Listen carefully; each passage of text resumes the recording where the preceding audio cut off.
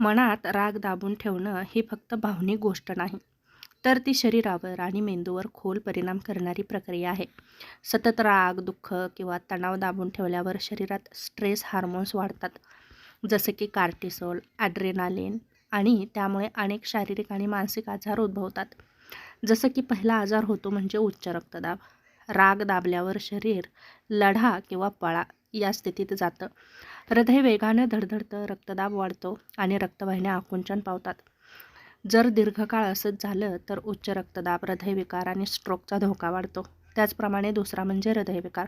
सतत दाबलेला राग हृदयावर ताण आणतो, छातीत धडधड होते, ब्लॉकेजेस वाढण्याची शक्यता असते आणि राग व्यक्त न करता साठवत राहिला तर हार्ट अटॅक वाढतो. मानसिक आजार होतात, जसं की नैराश्य. राग आतल्या आत साठवत गेला स्वतःवरच वळतो. उदासीनता, नकारात्मक विचार आणि आत्मविश्वास कमी होतो. चिंता वाढते, सतत अस्वस्थ वाटतं, झोप लागत नाही, भीती वाटते. झोपेचे विकार होतात, जसं की मन शांत नसेल तर झोप लागत नाही, वारंवार जाग येते, सकाळी थकवा जाणवतो. पचनाचे आजार होतात.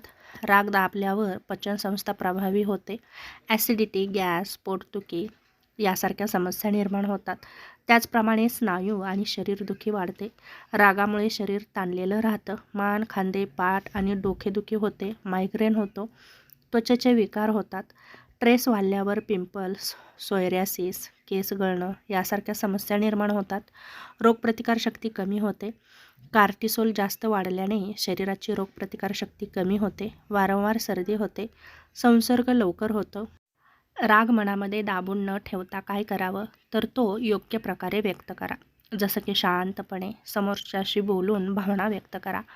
श्वसन तंत्राचा वापर करा. दररोज 10 ते 15 मिनिटे दीर्घ श्वास आणि उच्छ्वास करा. योग आणि ध्यान करा, जसं की प्राणायाम. ध्यान केल्याने मन शांत होतं. डायरी लिहा. मनातील भावना लिहून काढा. नियमित व्यायाम करा. चालणे, सूर्यनमस्कार यामुळे ताण कमी होतो. त्याचप्रमाणे समुपदेशन नक्कीच करू शकता. जर तुम्हाला जास्तच ताण जाणवत असेल तर तुम्ही नक्कीच मानसोपचार तज्ज्ञाचा सल्ला घेऊ शकता. पण लक्षात ठेवा, राग ही नैसर्गिक भावना आहे, पण ती दाबून ठेवणं किंवा चुकीच्या पद्धतीनं व्यक्त करणं दोन्हीही हानिकारक आहे. योग्य पद्धतीने राग व्यक्त करणं म्हणजे मानसिक आणि शारीरिक आरोग्य जपणं हे आहे. तेव्हा राग मनामध्ये न जवळच्या व्यक्तींशी बोलून दाखवा, त्यांच्याशी शेअर करा.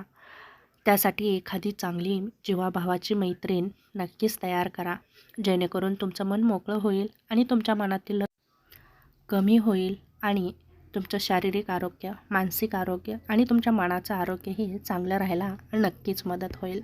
तेव्हा नक्कीच राग कुणा ना कुणापाशी नक्कीच व्यक्त करा.